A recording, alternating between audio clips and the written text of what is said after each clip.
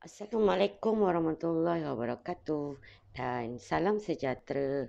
Minggu ini kita dah masuk unit 4 iaitu tajuk masa dan waktu. Cikgu ada berikan juga salinan nota tu kamu print dan tampal pada buku aktiviti. Okey, kita tengok pada nota dulu. Cikgu terangkan sedikit tentang nota. Okey, untuk nota masa dan waktu, pada nota A telah diringkaskan ya hubungan antara unit masa dan waktu. Daripada 1 minit sama dengan 60 saat, ya. Apa perkaitan antara unit dan unit yang lain. Dekat situ kamu boleh tengok Yang ini yang biasalah kamu dah ada di antara hubungan unit ni, memang kita dah sedia maklum. Ada antara hubungan unit yang kamu baru tahu. Jadi itu kena hafal lah. 1 tahun sama dengan 12 bulan. 1 dekad sama dengan 10 tahun. 1 abad bersamaan 10 dekad. Yang ni. Ini semua kamu nak kena ingat. Kemudian diringkaskan penukaran unit masa. Cikgu ringkaskan dalam bentuk rajah begini.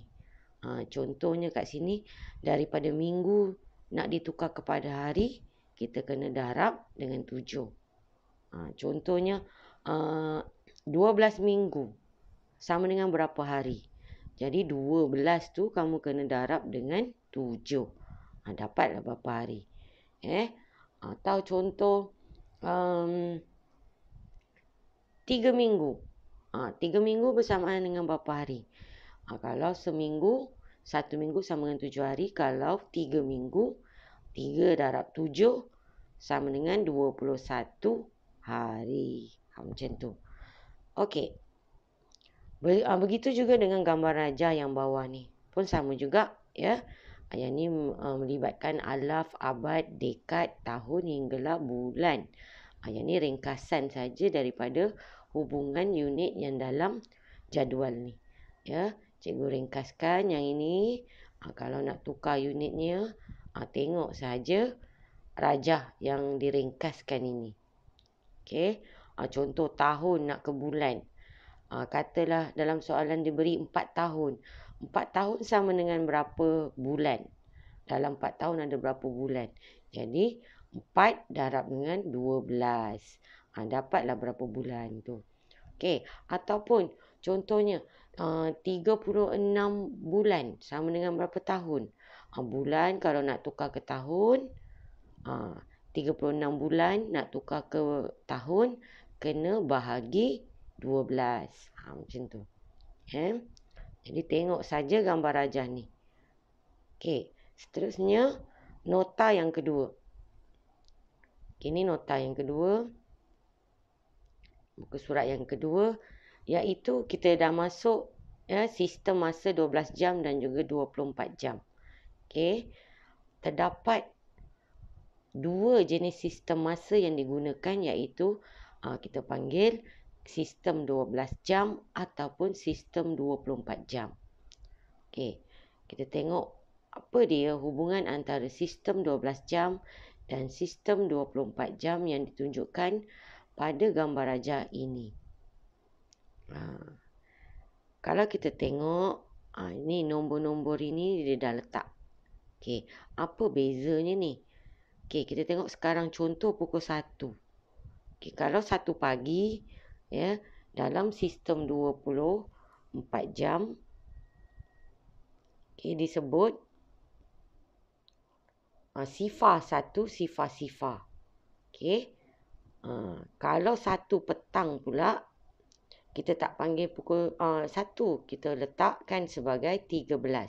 Sebab dalam sistem 24 jam bezanya ialah selepas 12 tengah hari, kita baru jumpa pukul 1 petang kan. 12, lepas 12, kita tak sebut sebagai 1. Lepas 12, dia akan terus naik menjadi 13. 12, 13 ni pukul 1, 14 pukul 2 petang. Maknanya selepas 12 tengah hari, dia akan teruskan menjadi 13, 14, 15, 16, ya. Begitu. Sampailah jumpa 12 tengah malam balik. Okey. Untuk 12 tengah malam, kita letakkan sebagai sifar. Ni untuk sistem 24 jam. Di luar ni adalah cara kita meletakkan sistem 24 jam. Yang di sebelah atas ialah pagi, dan 12 yang ini 12 tengah hari. Ini 12 tengah malam. Kita tak letak 12, kita letak sifar. Dalam sistem 24 jam mesti meletakkan angka sebanyak 4 digit. Kalau kamu perasan, setiap masa dalam sistem 24 jam tu diletakkan 4 angka. Okey. Contoh ni pukul 5. Kalau atas pagi, pagi. Ni 4 pagi, ini 4 petang. 5 pagi, yang ini pula 5 petang. 6 pagi, yang ini 6 petang. Jadi di luar ni cara kita meletakkan dalam sistem 24 jam. Okey. Manakala sistem 12 jam pula, macam biasa saja, macam kita belajar unit masa kita tahap 1. Sama je. Dalam sistem 12 jam disebut AM dan juga PM. Apa maksud AM ni? Antemeridian. Iaitu waktu selepas tengah malam hingga sebelum tengah hari, iaitu daripada 12, 1 tengah malam. 12, 1 minit tengah malam hingga 11:59 pagi. Ni kita kena letakkan A titik M titik. Selepas kita meletakkan nilai masa dalam sistem 12 jam, kita kena letak A titik M titik. Contoh kita nak letak pukul 7 pagi. 7 pagi, jadi kita kena letak 7, 2 titik bertindih, sifar.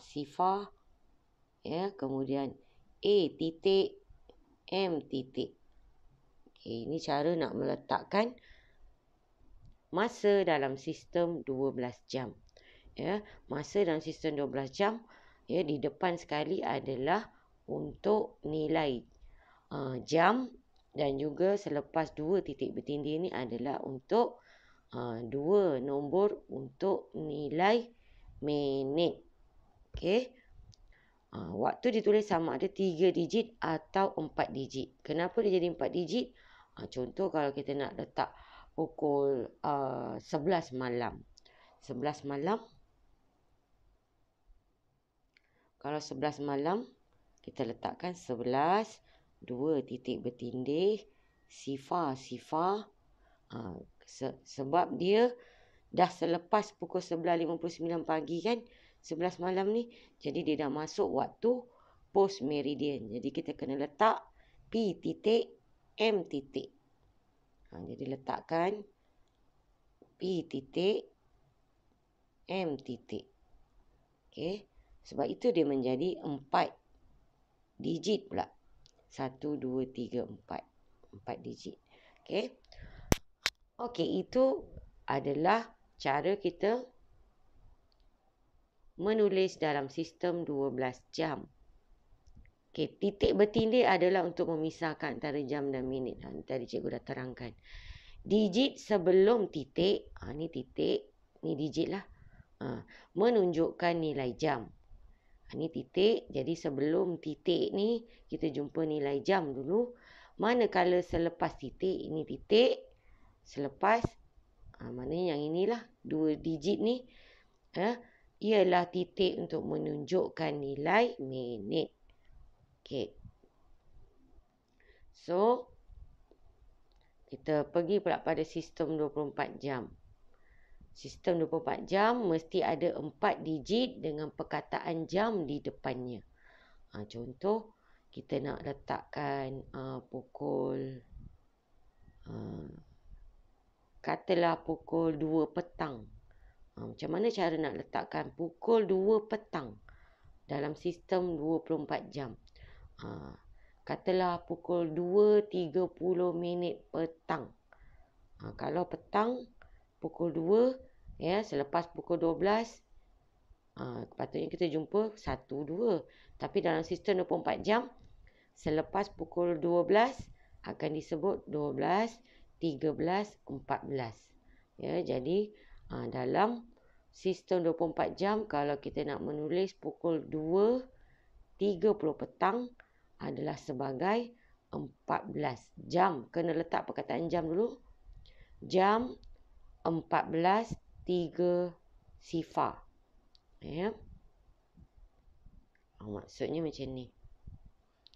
Kalau kita nak letakkan apa yang dimaksudkan dalam nota ini, ya, waktu dalam sistem 24 jam mesti ada 4 digit. Ya, jadi kalau kita nak menulis pukul 2 tadi, pukul 2 adalah 14. Ya, 14, dia tak ada titik, ya. Dia terus sambung dengan meletakkan minit. Ya, dan perkataan jam di depannya. Jadi perkataan jam kita perlu letakkan di sebelah hadapan. JAM. Macam ni cara meletakkan. Jarakkan sedikit. Ya, lepas kita dah letak perkataan jam, jarakkan sedikit. Jadi jam 14.3 sifar. T ada titik. Ya. Kita tak perlu letakkan apa-apa titik. Ya, dia cuma ada perkataan jam dan juga 2 digit untuk nilai jam dan 2 digit ini untuk nilai minit. Tidak perlu tulis AM atau PM. AM atau PM ni untuk sistem 12 jam saja. Buang titik bertindih. 2 titik bertindih dalam sistem 12 jam tu kita tak perlu letakkan. Ya. 2 titik bertindih ni kita tak perlu letak dalam sistem 24 jam. Kemudian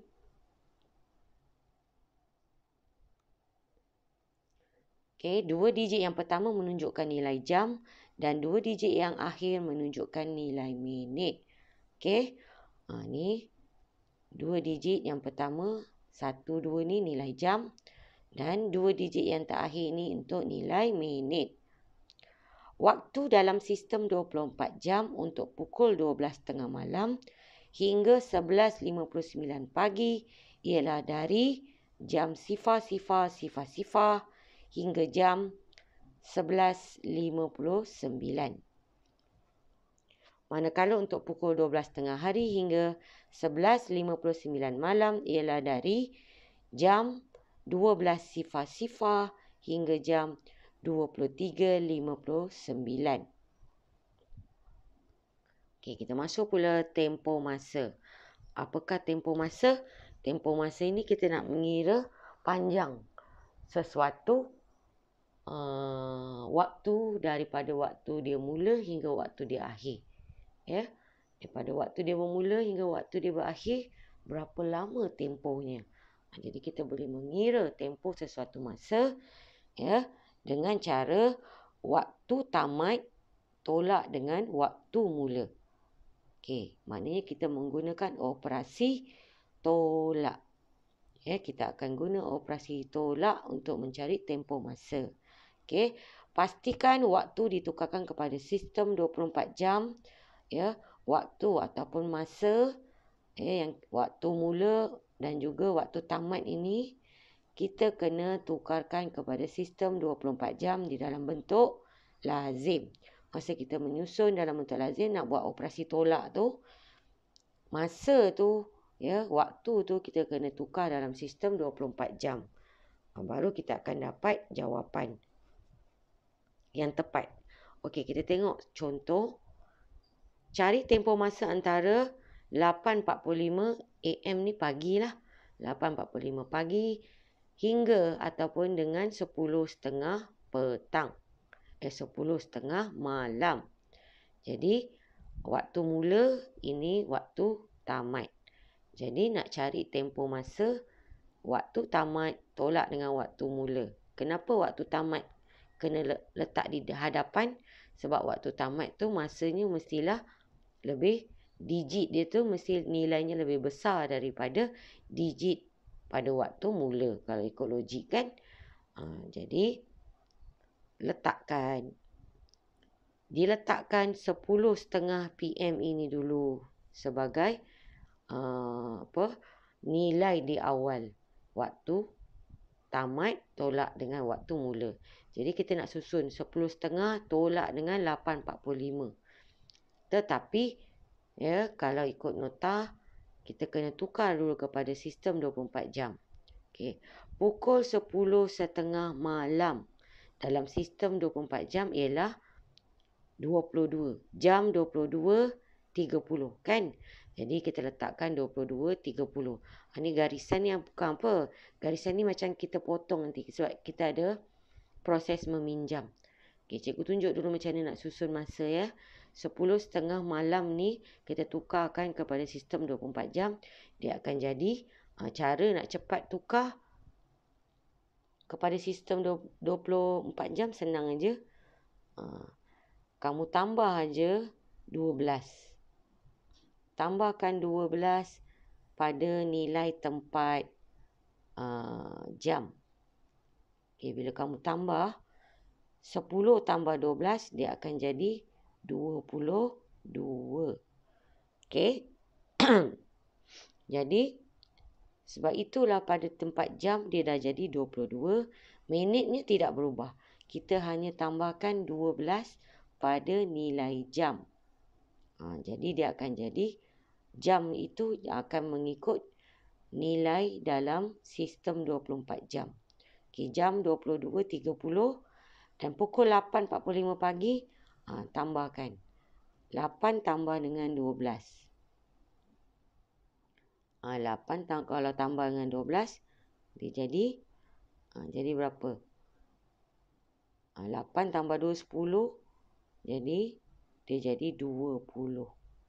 Okey. Sebab itu dekat sini sorry. Yang ini kita tak perlu tambah 12 sebab cikgu tak perasan pula. Yang ini ialah pagi. Kalau pagi dalam sistem 24 jam dia masih lagi dia belum 12 tengah hari. Kalau selepas 12 tengah hari baru kita tambah 12. Tapi untuk masa yang di sebelah pagi sebelum 12 tengah hari kita tak perlu tambah dengan 12. Kita cuma letakkan satu lagi digit pada nilai jam, kita letakkan sifar 8. Sebab dalam sistem 24 jam mesti ada 4 digit. 2 digit untuk jam dan 2 digit lagi untuk minit. Jadi letakkan sifar 845. Okay, kemudian kita nak menolak ni kan, nak mencari tempoh masa. Kalau kita tengok 30 minit tolak 45 minit. Kecil tolak besar tak boleh. Sebab itu kita kena pinjam dengan unit jam. Sebab itu kita potong 22 tinggal 21 jam. 1 jam yang kita pinjam itu yang bersamaan dengan 60 minit. Yang bila dimasuk dalam rumah minit, dia menjadi 60 minit. Dan kita tambahkan dengan yang memang asal dah ada dalam rumah minit ni. Jadi tambahkan 30. Sebab itu bila kita potong dia jadi 90. Okey.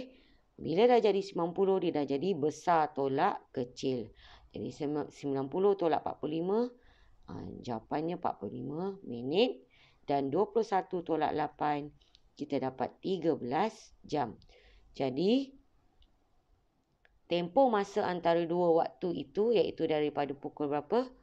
Daripada pukul 8.45 pagi hingga 10.30 malam. Tempoh masanya ialah 13 jam dan 45 minit. Okey. Ini ringkasan bawah ni. Nak bagi kamu mudah ingat, nak menentukan waktu tamat. Kadang-kadang ada juga soalan yang meminta kita untuk mencari waktu tamat ataupun pukul berapa dia tamat. Bukannya kita nak mengira tempoh. Yang ni nak mengira waktu tamat. Jadi macam mana nak kira waktu tamat? Waktu mula kena tambah dengan tempoh masa. Dan juga sebaliknya kalau kita nak cari waktu mula, Kalau nak cari waktu mula, jadi kita kena patah balik kan. Nak cari waktu mula yang awal sekali. Jadi biasanya kalau soalan suruh mencari waktu mula, ya, dalam soalan mesti dia dah beri waktu tamat dan juga tempoh masa. Jadi waktu tamat kamu kena tolakkan dengan tempoh masa. Buatkan bentuk lazim. Bentuk lazim T macam ni. Bentuk lazim unit, jam dan juga minit. Okey. Nanti kita akan pergi. Kalau ada contoh, nanti kita pergi dan fahamkan macam mana nak mengira waktu tamat dan juga waktu mula. Okey. Kita tengok pada muka surat ini. Ini muka surat 59. Okey. Yang cikgu suruh kamu buat minggu lepas. Jadi cikgu sertakan sekali jawapan. Ini jawapan. Ya, kamu boleh rujuk jawapan ini dan semak dengan buku kamu. Tandakan pakai pen merah terus. Kalau ada kesalahan, kena ikut betul-betul sama jawapan macam cikgu buat ni. Kalau tak ada titik, kena letak titik. Untuk sistem 12 jam ni. Ya, untuk jawapan sistem 24 jam ni, kalau kamu terletak titik, kamu kena padamkan. Ya, ikut betul-betul macam yang cikgu berikan ni. Ni jawapan dia. Okey, untuk mengira tempoh masa pula. Okey. Soalan seterusnya.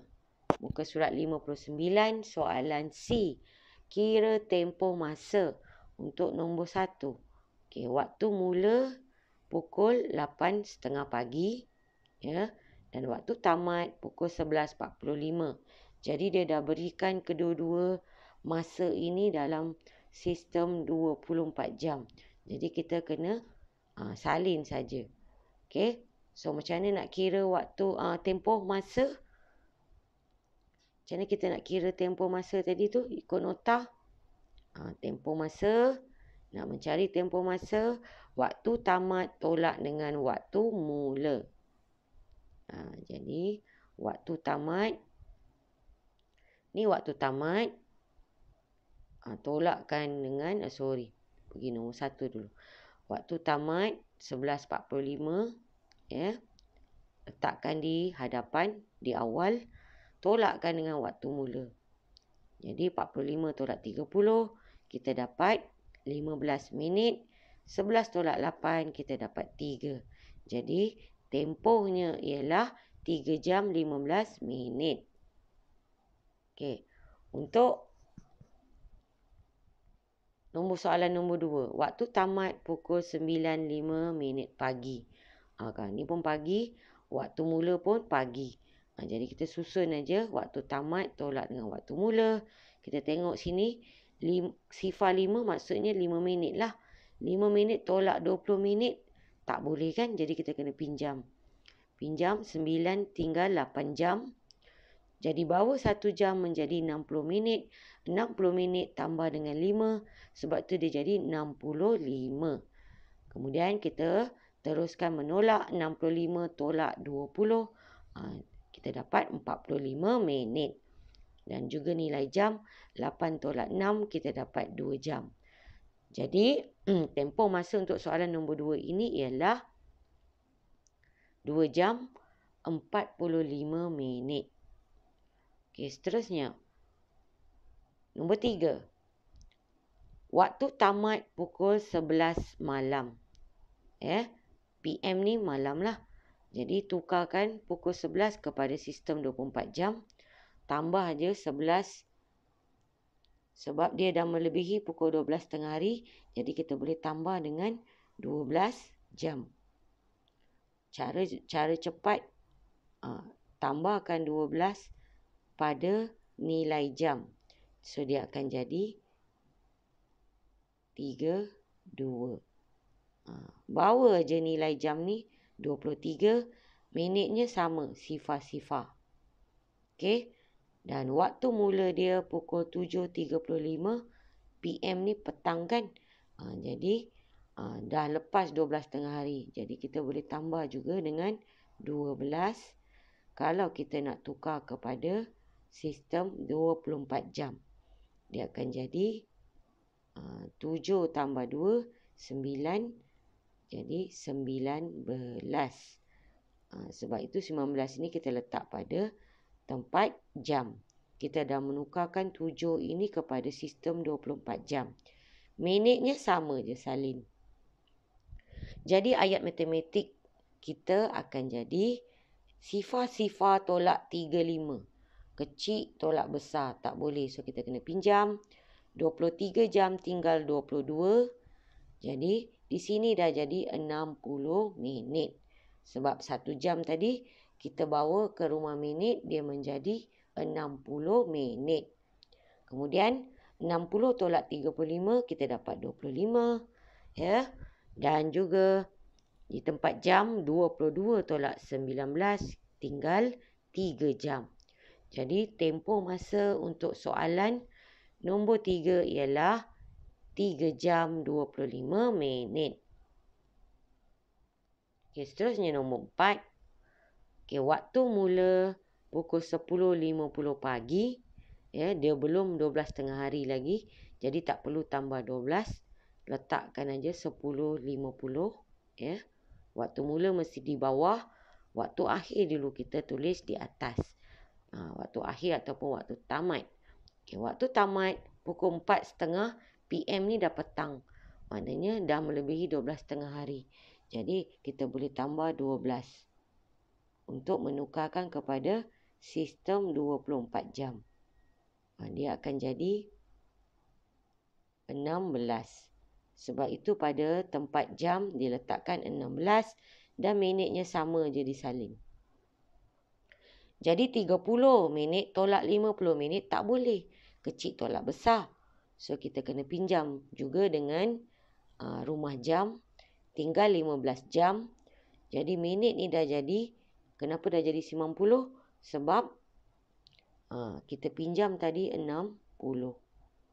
Kita pinjam 60 minit. Dan kita tambahkan dengan nilai minit yang memang asal telah ada di rumah minit. Iaitu 30 ni. Tambahkan dengan 30. Sebab itu dia menjadi 90. Okey. Kemudian 90 tolak 50 tinggal 40 minit. Dan juga di tempat jam 15 tolak 10 tinggal 5. Jadi tempoh masa untuk soalan ini ialah 5 jam 40 minit. Okey, cikgu harap kamu faham bagaimana nak mengira tempoh masa. Okey, mudah saja. Okey, seterusnya kita pergi pada muka surat 60. Ini pun cikgu ada minta kamu buat minggu lepas. Kita semak saja. Okey, soalan A, muka surat 60. Anggarkan masa ya. Ini menganggar masa ni maksudnya kita mengagak ataupun meneka masa. Kita agak-agak je. Anggaran ini maksudnya kita mengagak tempoh masa dia tidaklah tepat tetapi hampir-hampir. Itu maksud dia, menganggar. Okey, sebuah mesin dapat mencetak 3,000 keping kad dalam masa sejam. Anggarkan masa untuk mencetak 1,012 keping kad. Bagaimana untuk kita menganggar? Kita tengok dulu anggaran yang diberikan yang lengkap ini. Diberikan berapa keping kad dan juga tempoh. Diberi di sini 3,000 keping dalam masa 1 jam. Kalau kita separuhkan, dia akan jadi 30 minit. Kan? 30 minit. Okay, kalau kita anggar ni dengan cara kita mengurangkan separuh ataupun membahagikan nilai kepada beberapa bahagian, kita kecilkan. Jadi kita boleh nampak untuk menganggar nilai-nilai yang lebih kecil. Kalau separuh jadi 3,000 keping kad itu pun cuba kita separuhkan. Kalau separuh daripada 3,000 ialah 1,500. Ya. Jadi maksudnya kat sini kita boleh nampak dah. Okay, kalau 30 minit, logiknya mestilah separuh juga untuk kad itu. Kalau separuh daripada 3,000 ialah 1,500. Maksudnya 1,500 ni mesti untuk tempoh 30 minit. Tapi kat sini yang dia minta kita anggarkan ialah 1,012 keping kad. Maknanya dia kurang daripada 1,500. Maknanya dia kurang lagi 30 minit. So jadi kita boleh mengagak dia sekurang-kurangnya melebihi 20 minit. Dia kita tak boleh letak 30 minit. Kalau 30 minit, sudah pastilah kepingan kad tu mestilah 1,500 keping. Tapi ini kurang, maknanya masa yang kita anggarkan itu mestilah kurang daripada 30 minit. Jadi untuk anggaran yang lebih hampir, kita letakkan melebihi 20 minit. Macam tu. Okey. Kemudian soalan nombor 2. 1 liter air menitis keluar daripada sebuah tangki yang besar dalam masa 2 jam. Maknanya dalam masa 2 jam, kalau kita kumpul, titisan air itu dapat 1 liter dalam tempoh 2 jam. Anggarkan masa bagi isi padu air yang terkumpul kalau dia kita dapat kumpul 1,450 ml. Ataupun maksudnya 1 liter lebih dah ni. Ya. Kalau 1 liter sama dengan 1,000 ml, jadi dia dah ada sebenarnya 1 liter dan lebih sedikit 450 ml. Maksudnya dia mestilah melebihi 2 jam dah. Ini memang kita yakin mesti sudah melebihi 2 jam. Dan juga yang dia lebih itu 450 ml.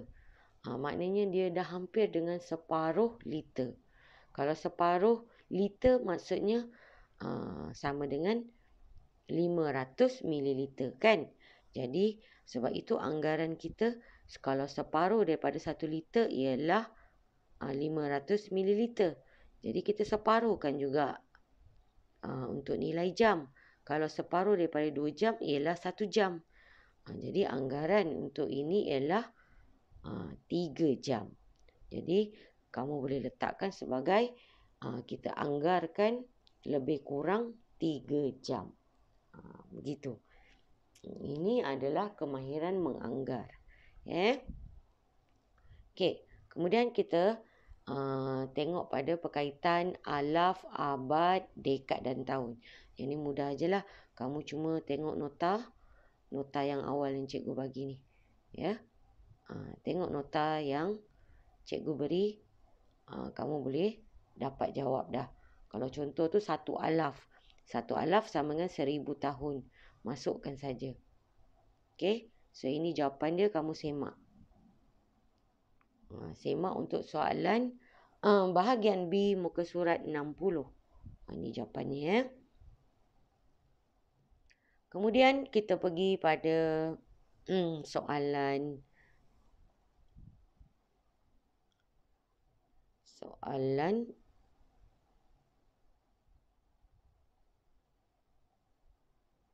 untuk muka surat 60 soalan C. Okey, soalan C yang ni. Ya, nyatakan dalam unit masa yang diberi. Okey, nyatakan dalam unit masa yang diberi. Maknanya dia minta kita menukar unit. Diminta kita menukar unit. Okay, kalau tengok kat sini, 27 hari dia minta tukar kepada jam. Apa hubungan unit antara hari dan jam? Okey, 1 hari sama dengan 24 jam. Jadi, kalau nak tukar hari kepada jam, kita kena buat 27 darab dengan 24. Jadi, kamu tunjukkan bentuk lazim di sebelah tepi ni. Kita akan dapat 648 jam. Itu nombor 1. Untuk nombor 2, 144 jam sama dengan berapa hari? Hubungan unit antara jam dan hari ialah 1 hari sama dengan 24 jam. Jadi kalau nak tukar jam kepada hari, kita kena buat apa? Kena bahagi dengan 24. Jadi 144 ni kena bahagi dengan 24. Okay, untuk cara mudah, awak bina siap-siap sifir 24. Kat situ kita nampak 144 sama dengan tempat ke-6. Jadi 144 bagi 24 kita dapat 6. 6 hari. Okey. Seterusnya kita pergi soalan nombor 3. Ini unit bercampur. Ada hari, ada jam. Diminta tukar semuanya kepada jam. Jadi caranya ialah 8 hari kita kena tukar kepada jam, iaitu kalau 1 hari ada 24 jam, kalau 8 hari 24 kena darab dengan 8. So kita dapat 192 jam. Dah dapat 192 jam, kita kena tambahkan dengan 13 jam ini. So kita tambah, tu yang kita dapat 205 jam. Okey. Kemudian nombor 4, 170 jam nak ditukarkan kepada hari dan juga jam. 1 hari, okey, hubungan antara jam dan juga hari. 1 hari sama dengan 24 jam. Jadi kalau nak tukar jam kepada hari, kita kena bahagi 24. Jadi kita tengok kat sini, bahagi 24 maknanya kita kena guna sifir 24 kan. Sebab tu cikgu suruh bina. Jadi senang kamu nampak. Kita nak cari 170. 170 tak ada. So kita pilih paling hampir, iaitu tempat ke-7, 168. Jadi 7 hari, ya, kita hanya pilih 168. So kita kena tolak. 170 tolak 168, bakinya 2. Jadi bakinya ialah 2 jam. Ya, so 7 hari 2 jam. Macam tu. Okey, nombor 5. 10 hari 10 jam tukarkan kepada jam. Okey, 1 hari sama dengan 24 jam. Jadi kalau 10 hari kita kena darabkan. 10 darab 24 tambahkan dengan 10 jam yang memang dah berada dalam unit jam ni. Jadi ni congak je. Dia jadi 240 tambah 10. So dapat 250 jam. Okey. Kemudian nombor 6. 230 jam nak ditukar kepada hari, sama juga tadi. Kita kena bahagi dengan 24. Jadi saya tengok sifir 24. Nak cari 230. Ada tak 230? Tak ada. Paling hampir 216 di tempat ke-9. Maknanya kita pilih 9. Bermaksud kita dapat tukar 9 hari saja. Ya, dan bakinya 230, ya. 230 tapi kita pilih 216. Jadi bakinya tu kita tengok nilai ni. Dekat puluh ni. 30 tolak dengan 16. Jadi 30 tolak 16. Bakinya 14. Jadi 14 jam. Ya, bakinya. So keseluruhannya ialah 9 hari dan 14 jam. Okay, so untuk minggu ni juga, cikgu minta kamu buat satu lagi muka surat, iaitu muka surat 61. Okay, muka surat 61. Kita tengok, cikgu tunjukkan. Sama juga menukar unit. Macam contoh C ni tadi. Unit dia je berbeza-beza. Okay, tengok nombor 1. 7 minggu nak tukarkan kepada hari. Ya, 1 minggu sama dengan 7 hari. Sebab itu kita kena darab 7. Jadi 7 darab dengan 7. Dapat 49 hari. Okay. Nombor 2. 84 hari nak ditukar kepada minggu. Hubungan antara minggu dan hari ialah 1 minggu sama dengan 7 hari. Jadi kalau hari nak tukar kepada minggu, kita kena bahagi 7. Ya, bahagi 7 kat sinilah. Cikgu ada tunjukkan, kamu buat 84 hari bagi 7, tunjukkan betul lazim. So kita dapat 12. Jadi maksudnya 12 minggu. Okey, nombor 3. 13 minggu 5 hari. Nak ditukar semuanya kepada hari. Jadi 13 kena darab 7. Kemudian jangan lupa tambahkan dengan 5 yang memang dah dalam unit hari. Jadi kamu boleh buat ataupun boleh buat bentuk lazim di tepi ataupun kamu congak saja pun boleh. Ni kita congak 3 darab 7 21. 1 darab 7 tambah 2 dapat 91 tambah dengan 5. Jadi keseluruhannya ialah 96 hari. Okey, nombor 4. 111 hari nak ditukar kepada minggu dan juga hari macam tadi juga. Jadi kita bahagi 7. Bahagi 7. Ini cikgu tunjukkan cara macam kita potong pecahan tu. Jadi tak payah kita nak buat bahagi panjang. Sebenarnya sama je macam bahagi panjang. Cuma yang ni cara ringkasan. Kalau nak buat cara ringkasan macam ni pun boleh.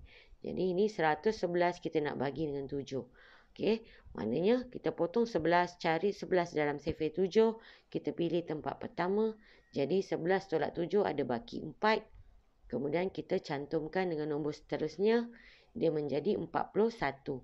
Cari 41 dalam sifir 7. Tak ada, tapi kita boleh pilih tempat yang kelima iaitu yang hampir. Jadi tempat kelima ialah 35. Jadi 41 tolak 35, kita ada baki lagi 6. Jadi jawapan dia ialah 15 minggu 6 hari. Baki ni kita letakkan sebagai unit hari. Kerana 6 hari kita tak cukup untuk kita bawa menjadi 1 minggu. Sebab untuk 1 minggu memerlukan 7 hari. Okey. 4. Kemudian nombor 5. Sama juga macam soalan di atas tadi ni. 10 minggu kita kena darab 7 dan tambahkan dengan 4 hari. Jadi kita gabungkan semua, congak saja. Kita dapat 74 hari. Okey, nombor 6. 15 tahun nak ditukarkan kepada bulan. 1 tahun sama dengan 12 bulan. Sebab itu kita kena darab 12.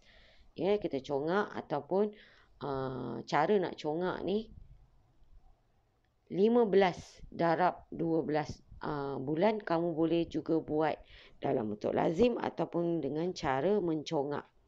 Okey. Cara nak congak, bayangkan 15 bayangkan 10 tahun. 10 tahun darab 12 dia jadi 120. Tapi kita nak cari 15 tahun. So kita nak cari 5 tahun lagi. 5 tahun ni separuh daripada 10 tahun. Tadi kita dapat 120. Separuh daripada 120 ialah 60. Ini cara nak congak cepat. Jadi sebab itu 120 tambah 60 kita dapat 180 bulan. Jadi kalau kamu tak pandai mencongak, kamu boleh buat bentuk lazim operasi darab. Dapat sama juga nanti 180 juga. Boleh buat dua cara. Nak congak boleh.